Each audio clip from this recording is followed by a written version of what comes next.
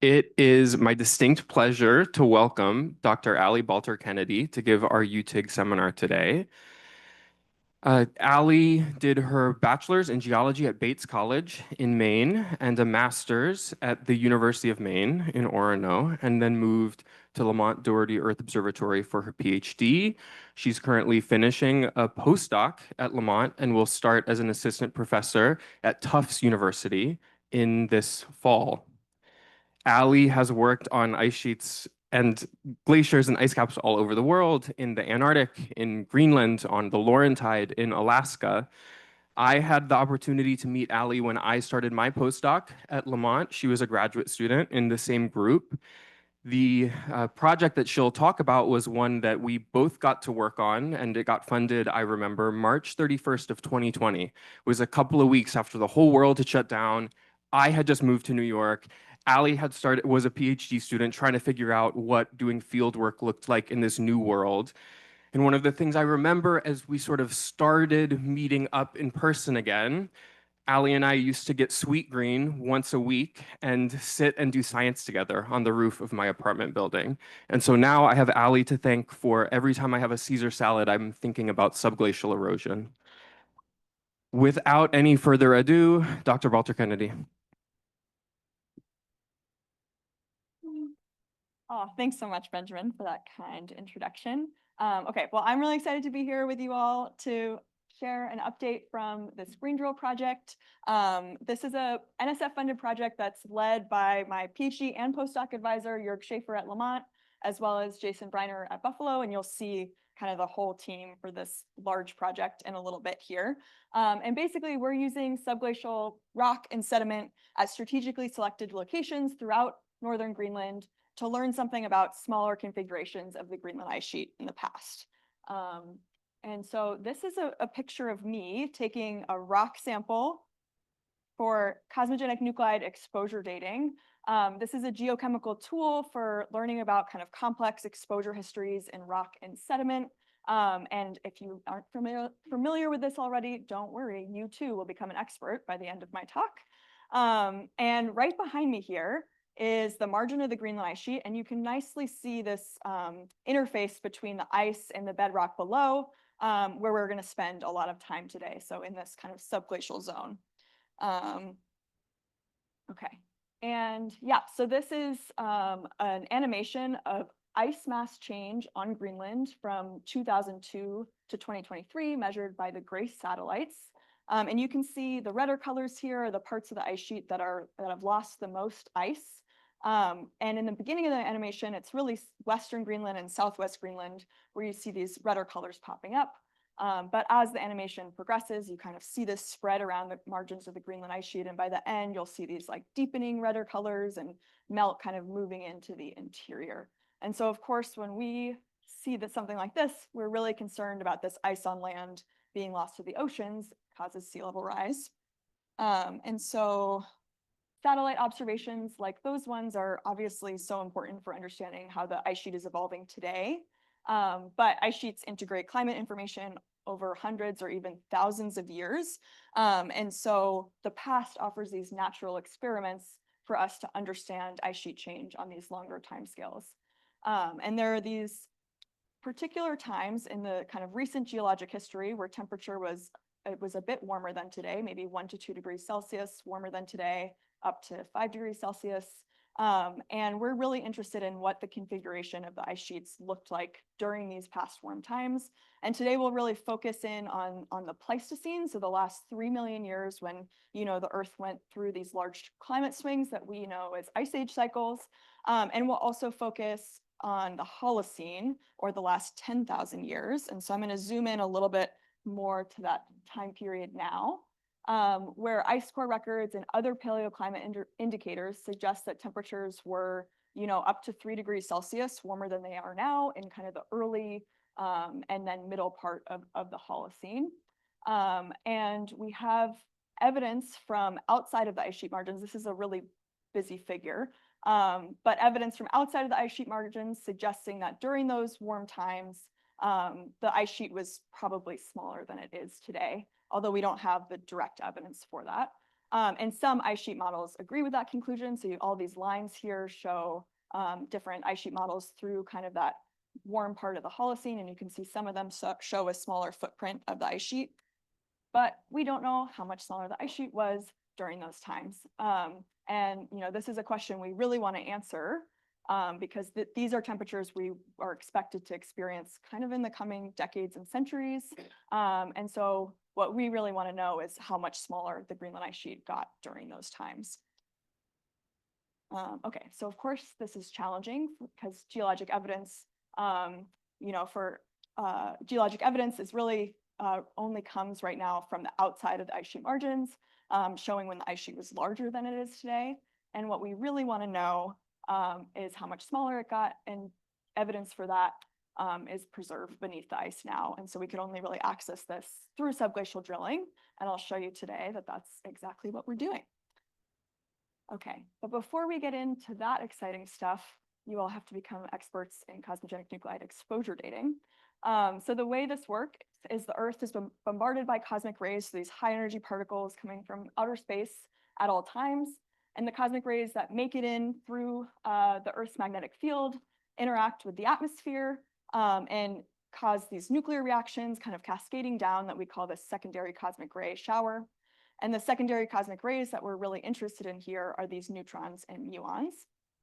And so the neutrons and muons that make it to the Earth's surface interact with kind of minerals in the rock and induce these nuclear reactions. So neutron spallation and muon interactions that create these rare nuclides or isotopes that we don't otherwise find on Earth.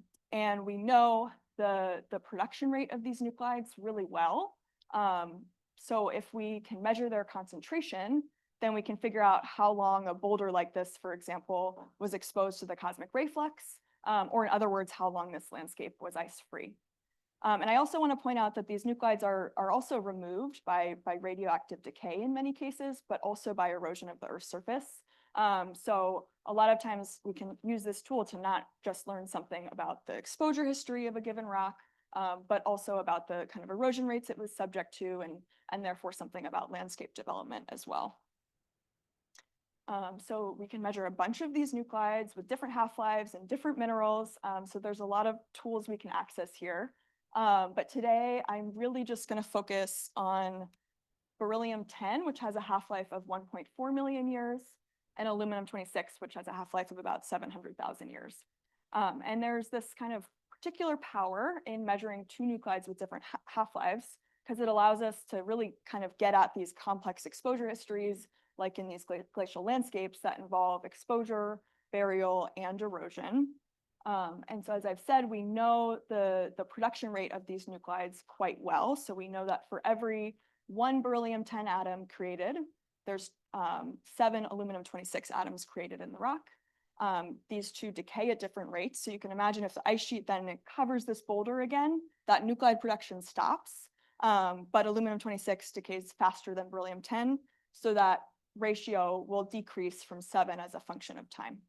And so we can use this tool, or this nuclide pair in particular, in quartz to learn something about these exposure and burial histories on kind of hundreds of thousands of years to up to like 5 or 6 million, million years. So it's perfect for this Pleistocene timescale we're talking about, or the last 3 million years.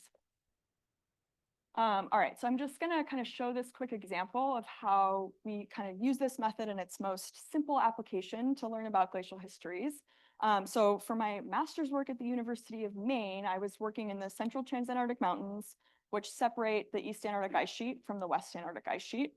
And this is a picture of the East Antarctic ice sheet itself, like a tongue of the East Antarctic ice sheet spilling into this basin here at our field site. And each of these ridges of boulders in the foreground are moraines that were laid down by that tongue of ice in the past. And so you can imagine we can come to a site like this, sample a bunch of these boulders for exposure dating, figure out when ice was at these larger extents, and then also compare that kind of to other climate records and learn something about the behavior of the ice sheet in the past. And so the most interesting results from this project actually came from up on this plateau, so I'll show those really briefly. So we dated a series of moraine ridges to 8 million years, which was pretty incredible. And then also individual boulders as old as 15 million years. So we got some new insight into the kind of Miocene behavior of the East Antarctic ice sheet at this site, which was really exciting. But again, this kind of only gives us an indication of what's happening to the ice sheet when it's larger than it is now. And what we really want to know is what happened when it's smaller. And I think this kind of illustrates that, again, that evidence is really sitting beneath the ice sheet now. Okay, so unfortunately for you all, when we're working in this subglacial environment, we got to dig into these methods in a little bit more detail. Okay, so here's what production of that nuclide beryllium-10 in quartz looks like with depth in rock. And so, yeah, when we're working in this subglacial environment, we really need to make these measurements not just at the surface, but in rock cores. And so you can see at the Earth's surface, this neutron spallation reaction dominates production, but it attenuates really rapidly with depth. Whereas these muon interactions only make up about 2% of production at the Earth's surface, but they continue to tens of meters depth in rock. And by about 2.5 meters, they really take over as the primary production pathway. And so if you were to come to a site and take a bedrock core, measure beryllium-10 at the end of a single exposure period, you'd expect to measure something that looks like this kind of dark purple line here, which is the sum of those two production pathways. And so, you know, we're working in this environment beneath the glacier. Glaciers are often quite erosive. And so you can imagine that if you had this kind of indication of prior exposure locked up in your beryllium-10 profile, but there's been some glacial erosion, it'll kind of eat into the top of that profile. So we want to measure these nuclides with depth so we can fit one of these production profiles, kind of moving it left and right in space here, and so that we can correct for the amount of erosion that happens. And I'll show you a detailed example of that later. But I just kind of want to highlight maybe the power, again, of measuring these nuclides with depth in rock rather than just at the surface. So this is a core that I worked on during my PhD that comes from inside of this little ice age moraine, so closer to the glacier, which was formed during this re-advance of Jakobshavn Glacier in Western Greenland that culminated in the year 1850, so a pretty recent re-advance of the glacier. And what we really were seeking to, you know, understand is if we could use these depth profiles to learn something about glacial erosion during that little ice age time. So we measured beryllium-10 in a bunch of these samples that's shown in the red bars here, down to about 4 meters in this bedrock core. And then the very first thing I did was kind of just model those production profiles, but using the kind of known glacial history at this site, so we know kind of how much exposure had happened. And then each of these profiles that I modeled just shows a different amount of erosion during the little ice age. And so you can see at the top of the core, the measurements kind of fall squarely on some of these lines, and we were able to use this to find that the erosion rate during the little ice age was about 0.3 to 0.6 millimeters per year at this site. And this is kind of right in line with, you know, other estimates, both for this time period and particularly in polar settings. But then you've probably already noticed that below 2 meters depth, there's too much beryllium-10 compared to all the lines that we've measured, even when considering uncertainty in these different production pathways, which are shown in the gray envelopes here. And so at first this was, you know, mostly just confusing, but we ended up figuring out that this beryllium-10 is kind of in that muon produced zone where production's really low. But if erosion is low enough over several glacial cycles, you kind of build up this muon-produced beryllium-10 that's too small to show up at the surface of the core. But by the time you get down into this zone where production is low now, it starts to peak out. And so we were able to actually use that excess beryllium-10 to learn something about longer-term erosion rates at this site. And so there we found that over Pleistocene glacial cycles, there was probably something like 0.1 to 0.3 millimeters per year of erosion. So, you know, a little bit lower, but kind of the same magnitude as what we find for the little ice age. This kind of contributed a bit to this debate in the literature about whether or not erosion rates have increased over the kind of the Plio-Pleistocene period, and particularly between these two periods. But I think, you know, for the purposes of this talk, hopefully highlights the power of measuring these nuclides, not just at the surface, but also with depth in rock. There's a lot to learn here, not just about exposure histories, but also about glacial processes. Okay, so bringing that all together, we have time, or we now can dive into this subglacial zone. So this experiment of measuring these nuclides in subglacial rock and sediment has kind of taken place in Greenland before with these two American ice cores that sort of blindly drilled into the bed and happened to collect some material. So the GISP-2 ice core was drilled at the summit of the Greenland Ice Sheet, so about 3,000 meters of ice today. In the 90s, and they recovered 1.5 meters of bedrock below the ice. And then at the Camp Century site in Northwest Greenland, this was the first ice core ever drilled by the Army Corps of Engineers, actually, in the 60s. And they happened to collect about 3 meters of frozen sediment. So no bedrock, but sediment there. And so my PhD advisor, Jörg, set out to measure aluminum-26 and beryllium-10 in the GISP-2 bedrock here. And kind of expected, it was thought for a long time that the Greenland ice sheet was relatively stable over the Pleistocene. There's 3,000 meters of ice now. I think he was basically like, we're not going to measure anything here, but this is a good exercise. And unfortunately, that was not the case.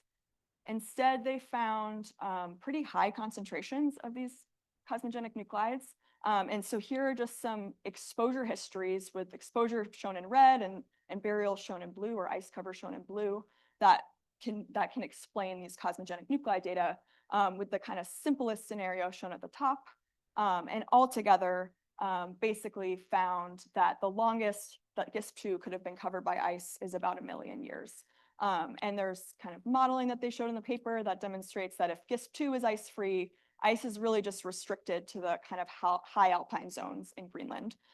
So the conclusion was kind of there was almost no ice on Greenland at least once in the last 1 million years. And this was, a pretty big finding, and is actually the paper that drew me to Lamont for my PhD. And then there's been also a lot of work recently in the Camp Century core led by Paul Bierman and Drew Christ at UVM. And Benjamin's done a lot of work on this project, including kind of trying to understand if Camp Century is ice-free, what does the footprint of the rest of Greenland look like, or the entirety of the Greenland ice sheet? And he basically found that in order for Camp Century to be ice-free, the maximum size that the ice sheet can have is kind of this gray outline here. So for Camp Century to be ice-free, the ice sheet again is quite restricted around the margins, or has retreated quite a bit around the margins. And this team applied a different dating technique called luminescence dating, which we'll come back to in more detail later, but it basically gives you the last time that sediment like this saw the sunlight, so the last time the site was ice-free. And they found that the Camp Century core last saw sunlight about 400,000 years ago, which falls right into one of these warm interglacial periods when temperatures were 1 to 2 degrees Celsius warmer than today. So again, really similar to what we expect to see in our probably, unfortunately, our own lifetimes. So now these like indications that in fact Greenland is quite dynamic and responsive to warmer climate, but maybe on a positive note also that these subglacial archives really hold this information about what the ice sheet's done in the past when it was smaller, and we can actually measure that with these cosmogenic nuclide techniques. And so that's great. But these were really kind of proof of concept papers on archive material, and particularly with the GISP-2 site, this is right in the center of the Greenland ice sheet. So it tells you when the entire ice sheet is collapsed, which is really interesting and good to know. But when we think about warming in the kind of coming decades and centuries, we really want to know, or the analog for that is really, closer to the ice sheet margins where the ice is melting most rapidly today. And so this project that I'm working on for my postdoc, and that Benjamin is working on as well, is GreenDrill.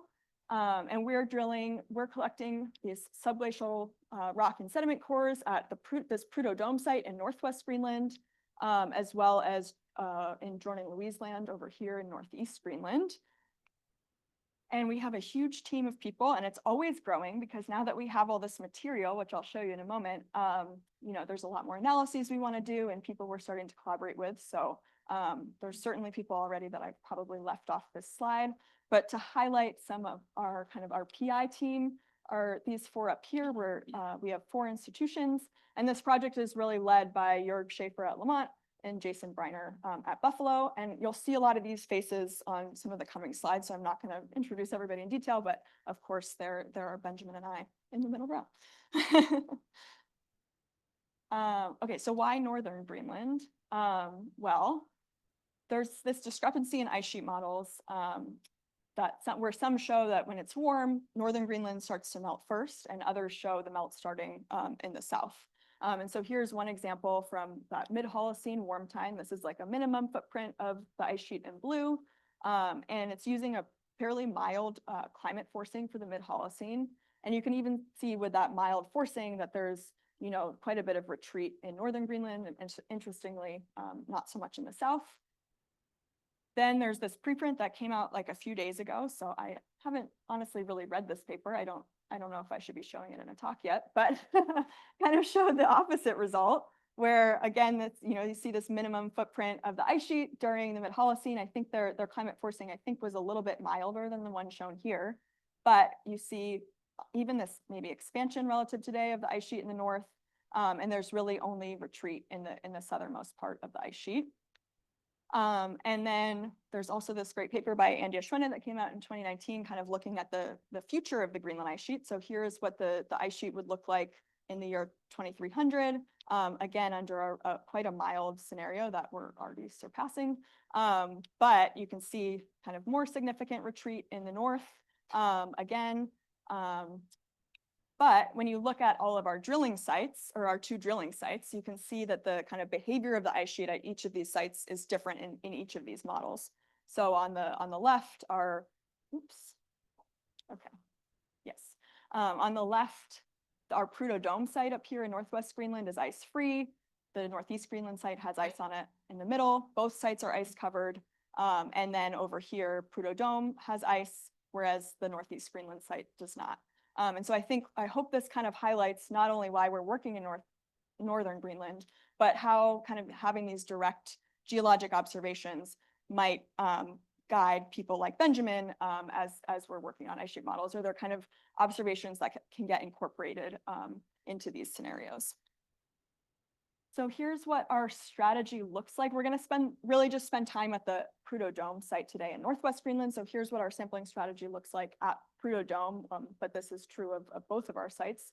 So we are collecting samples outside of the ice sheet margin, and then this kind of transect going underneath the ice sheet.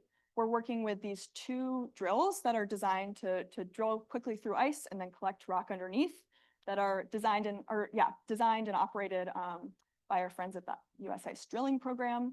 And these 2 people on the screen here are probably the most important people on this project, maybe besides Jörg and Jason.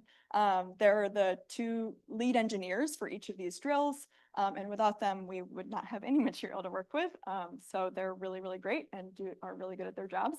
And so we have these 2 drills, the ASIG drill, which is designed to go through about 700 meters depth in ice, and this Winky drill here that we can use closer to the margins, up to about 120 meters of ice. And I'm going to really just focus on our results from the ASIG core so far. That's really what I've spent and we've spent the most time working with. But I just want to highlight that we also had success with this Winky drill. You can see this is a kind of a small, nice portable drill, quite manual labor. But we collected a core with the Winky drill at the Prudhoe Dome site, and actually 2 cores with it at the Dorning-Louise Land site. And so hopefully next time you see me give this talk, I have some results to show there too. All right, so we'll zoom in to that northwest Greenland site at Prudhoe Dome. Prudhoe Dome itself is this ice dome here that's connected to the main body of the Greenland ice sheet by the saddle, with our 2 drill sites on top there. And then this is what that looks like in transect. So the ASIG site is really positioned right at the ice divide today, and at this bedrock high that is kind of at least close to the highest elevation throughout this area. And so our interpretation is when the ASIG site is ice-free, it must mean that this whole dome has collapsed. So basically, the entirety of Prudhoe Dome has deglaciated. And so we actually know some stuff both from this project and prior work about kind of the ice sheet history that is outside of the ice sheet margin today. So we know that at the end of the last glacial maximum, ice retreated across this landscape between about 8 and about 7,000 years ago, so during the Holocene. But we then did kind of all that work in the proglacial setting for this project. And these are our beryllium-10 ages in thousands of years across this landscape. You can see there's really a range where the youngest age is 23,000, but all the way up to over 200,000 years. Clear discrepancy with what we know about the kind of ice sheet history here most recently. And the reason for this, we call this nuclide inheritance. So it's basically that the erosion rates across this landscape have been probably so low for quite a long time that there's leftover beryllium-10 from each glacial cycle that's kind of built up in the rocks here. And this used to be kind of like a death sentence for this method when we were really just trying to learn something about ice sheet retreat at the end of the last glacial maximum. But now for us, this is actually really exciting because it means this whole landscape and hopefully what's underneath the ice hosts this really long memory of ice sheet fluctuations. And it also tells us something about basal conditions at this site over a long time scale where, if the glacier really hasn't been erosive, it probably has been frozen to the bed for a while, as it is today. That's kind of one of the conditions for our drills. All right, so now we're moving on to the ice sheet. This is our ASIG site, and I should say this is the first time that this drill had ever been used in Greenland, and it had been used once in Antarctica before and only to 150 meters depth, I think. So we're working kind of in different climatic conditions, but also trying to drill to 500 meters depth. This was kind of a big endeavor to undertake. We didn't really know if this would work. This is about 60,000 pounds worth of equipment that you see in this video here. This is all loaded by hand onto and out of planes, like a big effort. And it was not without its challenges, both on the drilling side. Also, this was like probably the nicest day of the whole time. Flying a helicopter, that's always good. But yeah, there are challenges. I'm not going to talk about them, but I think they're described really nicely in this Washington Post article that came out now a few years ago. It's one of these kind of like interactive articles where you can scroll through and learn stuff about the drill. But yeah, I think they told this story really nicely. But in the end, we were able to drill through this 500 meters of ice at Prudhoe Dome. So here's kind of what the top of that borehole looks like. We hit the bed of the ice sheet at about 500 meters and pulled up some core. And so this is kind of our first glimpse of what the bed of the Greenland ice sheet looks like at this particular location.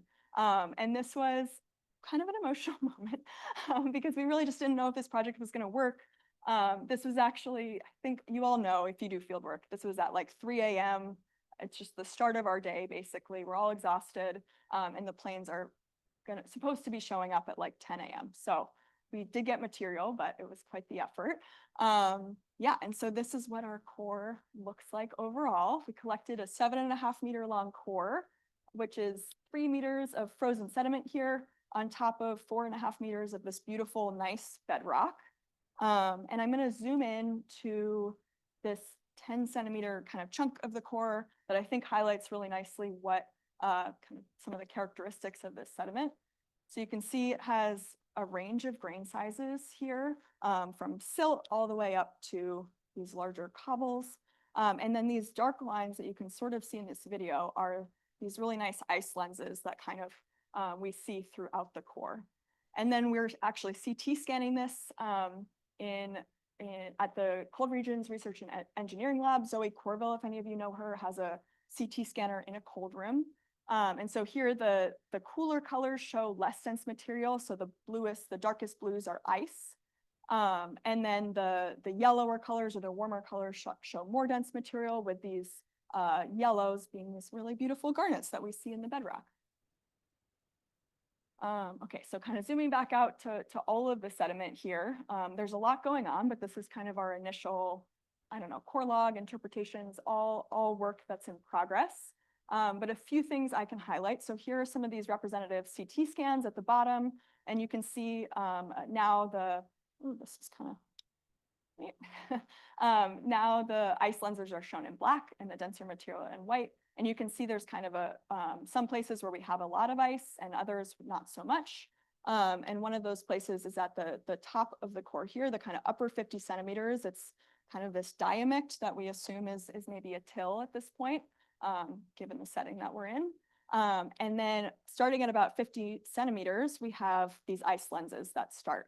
And so I've shown this work to some permafrost experts up at the University of Alaska Fairbanks, and they were like so floored to see all of this and really excited.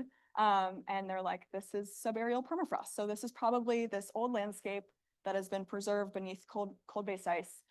Don't know yet exactly how long this sediment's been sitting here, but the fact that we have this permafrost, I think, I'm hoping that we can kind of learn something about the environmental conditions and kind of why that permafrost formed and how long it's been sitting here. And then there's also these ice pore layers. There's one here and one here as well. That when these guys looked at this, they're like, oh, that is probably a paleoactive layer. So hopefully a lot to tease out there, kind of very much in progress still. And then the last thing I'll point out on this slide is this section here. We have all of this kind of larger chunks or maybe cobbles of this really weathered bedrock that kind of grades from being quite weathered up here down into the bedrock, or I should say rock.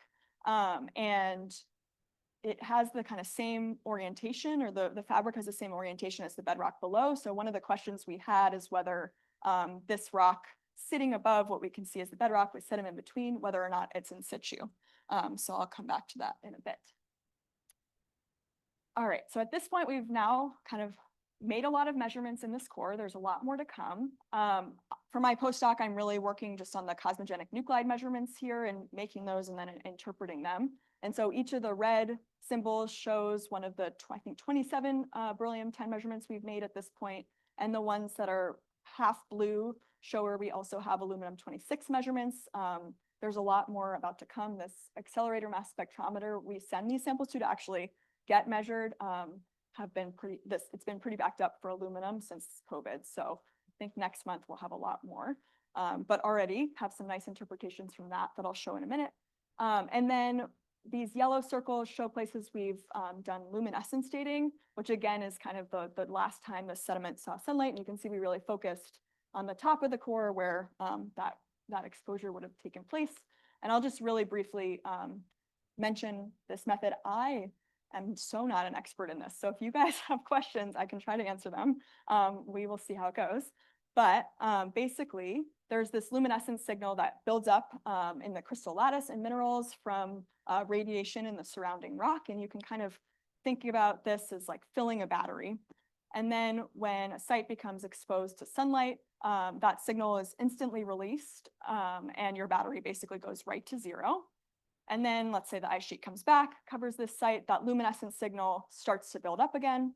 And so we can take a sample in the dark. You might have seen that the top of the core was wrapped in black electrical tape. And if we can measure this luminescence signal, we can figure out the last time that the site was exposed to sunlight or was ice-free. And so this work is really led by Caleb Walcott-George, who just defended his PhD last week and was working on all this for his PhD. And he's working at Nathan Brown's lab at UT Arlington, so not so far away. And Nathan's really a kind of methods expert in this luminescence dating method. He's amazing if you all have luminescence work to do. Oh, the little bars aren't, well, whatever. There's uncertainty bars here that I guess aren't showing up for some reason. But anyways, Caleb and Nathan made a bunch of luminescence measurements, again, particularly in the top 10 centimeters of the core. And each of these dots here is a measurement on a single feldspar grain.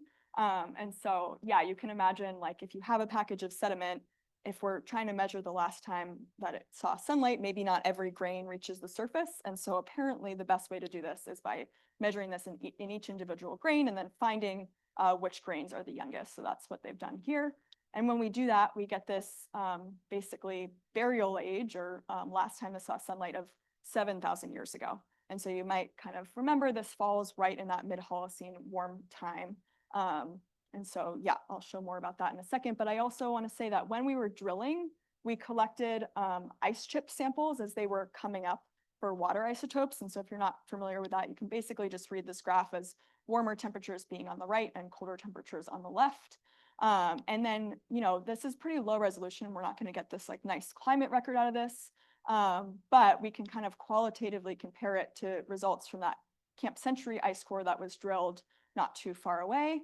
And we see that all of the values we get at Prudhoe Dome fall squarely in the warmer times, so during the Holocene, and don't kind of reach in. to these LGM values here. So kind of all of this ice is Holocene. And so just kind of provides this other kind of supporting line of evidence that maybe this 7,000-year age is quite reasonable. And so we basically found that this 500-meter thick Prudhoe Dome completely deglaciated during the mid-Holocene. Caleb has this paper now in review at Nature Geoscience, and he has this nice plot where he's showing this luminescence result alongside some of these other climate records, one of which we've already looked at. And you can see that indeed, this kind of falls within part of this warm time of the Holocene. And there's also evidence from ice caps outside of ice sheet margins or ice cap margins kind of across the Arctic, showing that other ice caps might have been smaller during this time. But this is really the first direct observation of smaller than present ice during the Holocene in Greenland. So really exciting work. Yeah, so that's kind of the punchline there.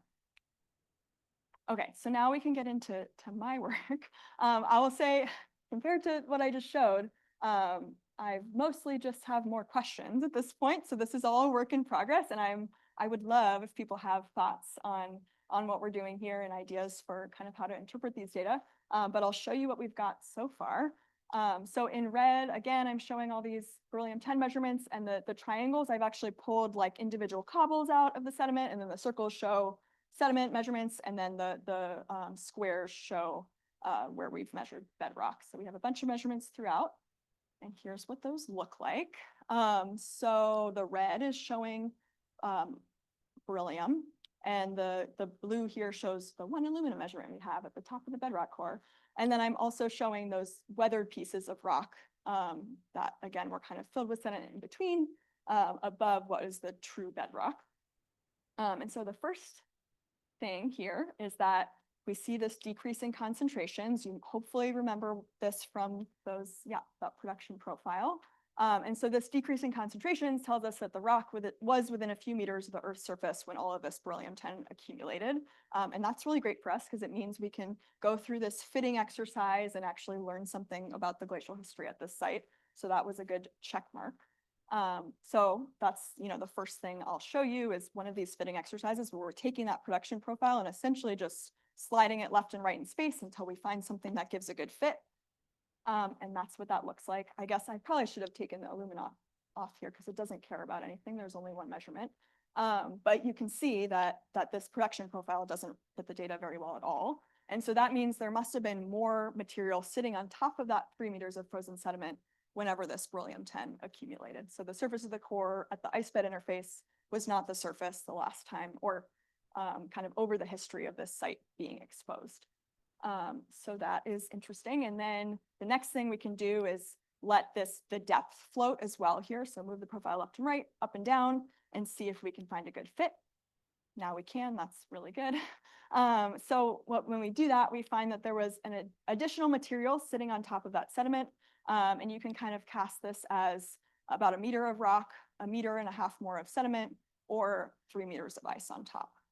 Oh, and I should say, I'm so sorry for this ugly axis, but these neutrons and muons, when they're moving through the rock column, they don't care about how much linear depth they're moving through. They care about the density of material that they're moving through. So this is a really weird unit that kind of casts linear depth basically as density, but I have listed the centimeters below. So yeah, apologies about that.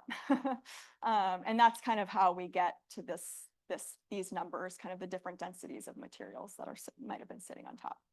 Okay, so now let's try to use this to learn something about the glacial history at this site, which is really what we're interested in. And so I told you before that this production ratio of aluminum and beryllium in rock is about 7. And clearly the ratio we've measured is much lower than that. It's only about 1/3. And so if you kind of do the back of the envelope calculation, you get a burial age of 2 million years, which is, a lot. There's like a long memory of ice sheet changes here at this site. And the other thing is, if we're this far below where this beryllium-10 accumulated, if we're beneath like 4.5 meters of sediment, the production rates in this part of the rock column are extremely low. So in order to even have beryllium-10 that we can measure at like 7.5 meters depth, and that's actually a lot of beryllium-10, this site also must have like a lot of exposure locked up in it. And so then we can just fit this really simple model where we just have two-stage exposure history, where we have some chunk of exposure followed by some chunk of burial. Again, now we know how much material was on top. And when we do that, we get an exposure age of about exposure duration of about 1.5 million years, followed by about 2 million years of burial. So at a minimum, this site has this memory of ice sheet fluctuations, at least into the kind of late Pliocene, which is really cool. I don't think we were expecting to find that. So yeah, pretty incredible for us to have this kind of, long history to work with. But we know that this hasn't happened here, right? Like now we know that this site was exposed during the Holocene. It's pretty close to the margin of the ice sheet. We're pretty sure it was also exposed during other interglacial periods. And so the next step is really to kind of start teasing out more realistic histories that might explain this data set. And so one way that we can kind of start to get at that is construct these more like, I don't know, climate aware ice sheet histories or exposure histories. And so we're using the benthic delta 018 stack. And if you're not familiar with that, this is kind of like a global record, marine record, where you can read this as kind of global temperatures and ice volume, low global temperatures and high temperatures, low ice volume being up on this plot, and high ice volumes and low temperatures being down. And then I'm just setting this, I'm letting the model find a threshold value that gives us this exposure history with exposure in red and burial in blue that fits the data. And so we get like the same fit as that simple model. The caveat here is that this is one of like so many scenarios that work. So I'm not saying that this is what happened at this site, but just gives you an example, both of kind of where we're headed, but also that if we start to parse this exposure time out more recently, this entire memory of the rock has to get longer. So that two-stage history is kind of the minimum memory. So you can see here, there's a little bit more exposure, a lot more burial, or a little bit more burial, and also now this memory of like 4 million years.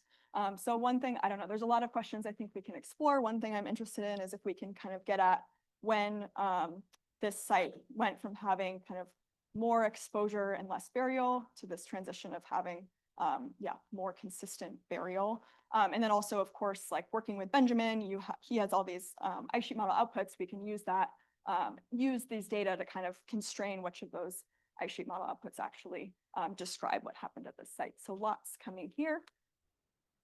And then I'm putting this up here. I don't really know what all this means yet. But here are those beryllium-10 measurements again, but now in the sediment above the bedrock. And we have 1 or 2 aluminum measurements at the top. And so basically the punchline is the sediment's complicated. I don't know what to tell you yet.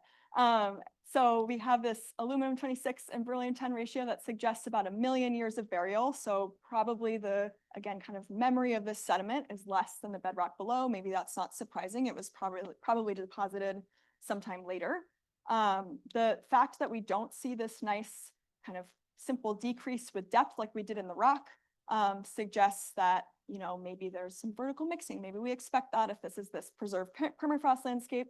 And then the other problem with sediment is you can have these nuclides or kind of this memory of the ice sheet history at the source area, kind of mixed in with whatever the ice sheet history is here. So that introduces a lot of scatter into the data set. So I think a lot of really exciting things to play with, but haven't done that yet. Again, thoughts are more than welcome. And then maybe the last thing I'll end on with the actual data set is I told you we were trying to see if this weather rock was in situ, and I forgot to mention it at the time, but that fit really nicely on that depth profile I was showing. So it seems that perhaps that was the case, but then there's all this sediment between the bedrock there that has much higher beryllium-10 concentrations.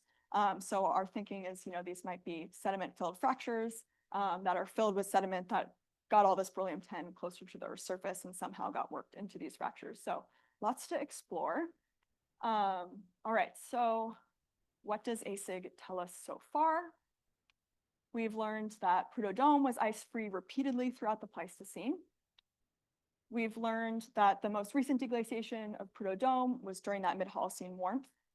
And then that this bedrock remembers at least the last 3.5 million years of ice sheet fluctuations and potentially more. So yeah, lots to dig in. And I just want to leave you with some great work of Benjamin's. And so this is this framework that Benjamin developed to kind of ask this question: if any given site on the ice sheet, like Prudhoe Dome here, is ice-free, what does the footprint of the entire Greenland ice sheet look like? And with that, what is its contribution to global sea level? And so when Benjamin looks at this for Prudhoe Dome specifically, he finds that the ice sheet as a whole has contributed about 20 to 75 centimeters to global sea level.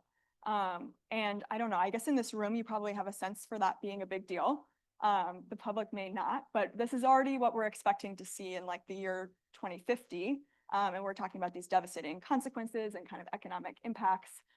So I think highlights the need to, keep doing this work in other places and really try to hone in on the kind of configurations of the ice sheet when climate was similar to what we expect to see in the future. And I know Benjamin's done some work that I'm not showing here, showing that if we have not just this one constraint, but maybe kind of an information about what happened during the same time periods at two different sites, that really narrows the uncertainty in this histogram here, so in the sea level contribution. So again, we should do more of this. We should do more of this work. But I also think this kind of is a nice place to end on a more, positive note, because it really shows that, we're all trying to answer, or like all of our science is motivated by these really big questions. And as you saw in that talk, we get into like these tiny, tiny details. And so it's really nice to have these kind of cross-discipline projects where you actually come together to try to do work that actually gets at what motivated you to do it in the first place. So let's do more of that. And I will leave this up here. These are just conclusions. So we can now sample subglacial bedrock and actually do something with it to learn about the ice sheet history. ASIG has this really long memory, and really there's more to come. We have these a lot more cores to work with, refined ice sheet histories, both from the modeling, but also kind of trying to figure out what the data like to see. And then hopefully with all the sediment, there's a lot of work we haven't even really started to learn about paleo environment and ecology and permafrost processes. So tons to work with here, and I'll leave this up and I'm happy to take questions.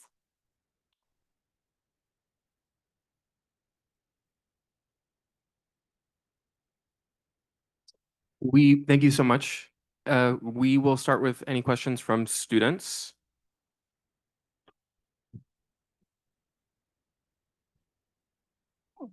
A tough one. Thanks, Constantino. Thank you, Allie. This was a really amazing talk. Lots of questions, but I'll start with one, and maybe I might be thinking about this in a different way, but in the last few slides, you showed that there was probably an additional 1.4 meters of sediment on top of the current surface. Yeah. And then this last thing, an additional 3.2 meters of ice. Is that ice thickness? Yeah, so yeah, I didn't explain that very fully. So it's basically, again, because the cosmic rays like care about the density of material they're going through, we can cast that like amount that you have to move this profile up in different materials. And so, yeah, that would be ice thickness on top of this. So it's not like, it's basically, I mean, the purpose of casting that as ice thickness is partly just to show that this isn't some like, deep production of nuclides through an ice sheet that's still been sitting there. This has to be kind of at the surface when that beryllium-10 accumulated, if that makes sense. Yeah, no, for sure. I guess I'm like, I think a lot about all these long time scales and sediment that might be building up. And I think it's interesting maybe to connect with current like thickness changes, like what's the possibility of how much sediment is coming off of the Greenland ice sheet. Yeah. That's really interesting to me. And then my second thing is, if you had to pick maybe more sites outside of North Greenland, where would you go next for like exposed dating history? Pull up a map on one of these slides. Let's see. Sorry, everybody. Let's go here, maybe. Yeah, so I mean, we've been talking about this a lot with our group. So there is one more site in Northern Greenland that we were supposed to drill. This was supposed to be a 3-site project, and it got cut down in a lot of ways. But we were supposed to go up here to Victoria Fjord, like northernmost Greenland. And then I think we've talked about a lot this site in another site in Northeast, but that might be kind of in Benjamin's modeling a little bit more sensitive to kind of these decisions that you make about like, I don't know, climate and things like that. And so targeting areas like that where we have this chance to learn something more about what's driving ice sheet change would be great. I think a great place to go would be parts of the ice sheet that are losing mass most rapidly today. And we talk about Western Greenland. The problem with that is that these drills, we can only drill in cold-based ice. And so obviously that's not very abundant in those places. But there are a few places where there's cold-based ice down here in the south. I think there's challenges for drilling with that too. You'd have to go really early in the season. But I think if we really want to answer this question of like what part of the ice sheet goes first, the next logical thing would also be to do something in the south, I think. Yeah. Thank you.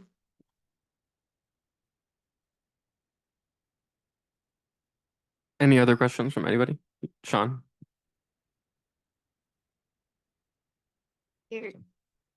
Thanks. That was a great talk. I guess I'm curious about two things. The attribution to climate is really hard here, right? And thinking about it in terms of trying to compare back to the Delta 18 stack with all the challenges, we've increasingly been thinking about where that comes from. Do you have any thoughts about whether that's there's a better climate record to attempt to drive your on-off way of over the last 3.5 million years? And yeah, no, I have a follow-up. I do think so. And I also, so I think the nice thing about that stack is it's long enough to capture this entire, like I'm sure we could piece together other records, but and there are other records out there, but this is just a nice, easy way to just kind of, my goal is not to create like the history because you're not actually going to be able to do that, but to just be able to play around with like what do the data need to see to have a good fit. And so that's things like how long and stuff like that. But I think what I'm really excited to do, and we've done a little bit of this work together, is to then, instead of using this kind of arbitrary climate record, actually use ice sheet models or like the ice sheet configurations from ice sheet models, the history at a particular site, so that we can kind of ground it more in actual ice sheet processes. Yeah, but that's a great question. Yeah, if you have climate records that you think would be better also, please let me know. So I guess my follow-up is, if we start thinking about sort of since the LGM, we immediately know about far more fluctuations than we ever know about any time earlier. Yeah. And if you kind of use that as an insight into the level it actually moves around that we lose with the past record, have you attempted to ever play that game of what if there's a lot more little blue and red lines to really make up your totals? I haven't done that. Like I haven't, like within a glacial cycle kind of, are there, no, but the answer is I would like to do that. I think partly like maybe having an ice sheet model would help, but also, you don't have to draw this straight line maybe across this climate record, but I don't know, look for like threshold. I'm like, one thing I've been thinking of, let me know if you have thoughts, like you could have a threshold for glaciation and a threshold for deglaciation. Those don't have to be the same. I don't know, things like that, but yeah, I'm actually really interested. I kind of feel like it's possible at this site that, you'd see more, something like It seems like you might be able to do it. Right, yeah. Cool.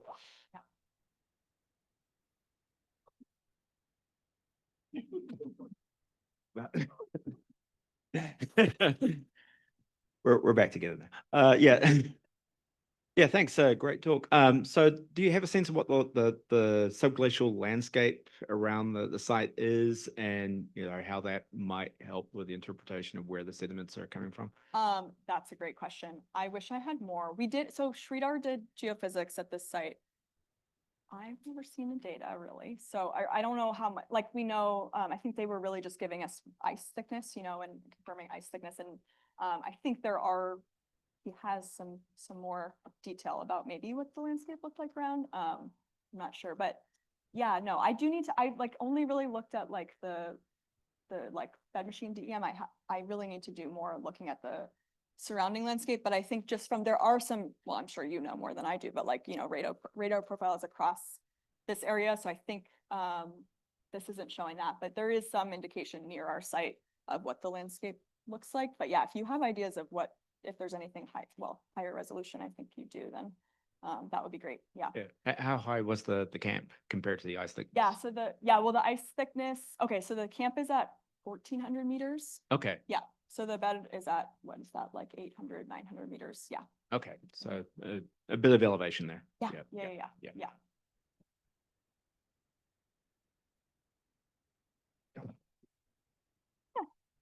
Awesome talk, thanks. I don't know anything about permafrost, so the fact that there's permafrost here Oh. is a little bit mind-blowing, both Uh-huh. in terms of process, landscapes, but also in terms of shielding. Like, what is that? How are you thinking about this permafrost in terms of like the time scale that it's been important and how it might be that 3.2 meters of ice? That's a great question. I mean, I feel like also I know nothing about permafrost. This is all a learning process. It's been really fun.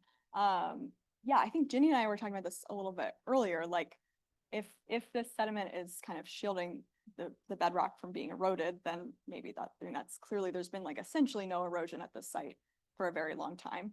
Over the course of 3.5 million years, having yeah, like a meter of erosion is not really much. So I guess it probably is acting to shield. I guess one question I really want to figure out just like when the sediment actually got there.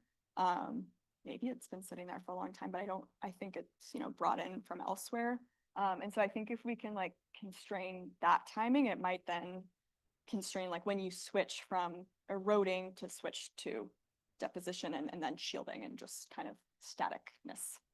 Sediment in the in situ bedrock fractures would have to be older than the permafrost, which would have to all be older than the till. Like it. Yeah. Yes, I know. But then there's also this complicating factor of like, there's like, when you have like ice wedges in permafrost, I'm just starting to learn about this, but you're like having all these like, the ice wedges are fracturing the landscape all the time and kind of moving things around. So like that's how I've been thinking about it too in my framework, but then I'm also like, maybe that doesn't even have to be true. Yeah. But it should still be older, I think. Yeah. Good questions. Yeah, people have thoughts. I am.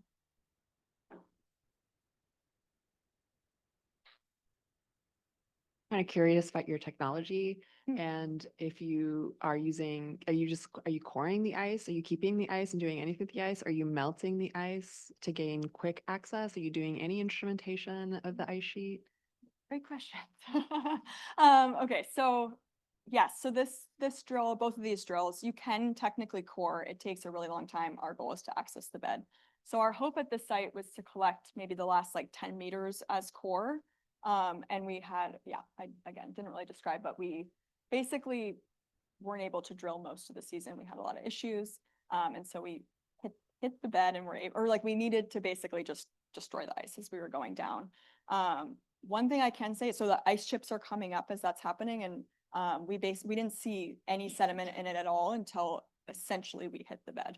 And then what was coming up, I mean, I guess, I don't know if there was some destruction of the sediment, but even in the CT scan from the top of the core that I showed, it's kind of sandy. Yeah, so I'm sure there's a little bit of sediment at that ice bed interface, like in the actual ice, but for the most part, it seemed pretty clean. Ideally, you would core that and see. And then in terms of instrumentation borehole, I feel like this is the question we get asked the most. Yeah, no, we didn't, and we should. And the next time we would. But yeah, so that's kind of where we're at. Yeah. I mean, given the funding, right, you need to have like a lot of community coordination in order to have like expertise brought in for deploying other instruments to make use of holes like that. And that just, we don't really have the money for Yeah, that, nor will we exactly. in the next decade, probably. Yeah, so I think that, that's kind of what it came down to. I mean, yeah, but yeah, anyone wants to do that next time. I have one final question, which is now you actually have these bedrock cores from outboard of Jakobshavn, from beneath the deepest part of the Greenland ice sheet, and from this marginal site that all are giving you some information about the total erosion of the ice sheet on these different sort of memory timescales. And so I would like you to speak to this question of how does glacial erosion vary as a function of these different environments? What have you learned from that? Yeah. But I will ask you to answer that at 1:30 p.m. in IcePod. We're hosting Allie for a little paper discussion. So if you want to hear her answer that question, then join us at 1:30 in IcePod. And in the meantime, let's thank her again for another great talk. And do join us for happy hour at ABW at 4:30. Thanks, y'all.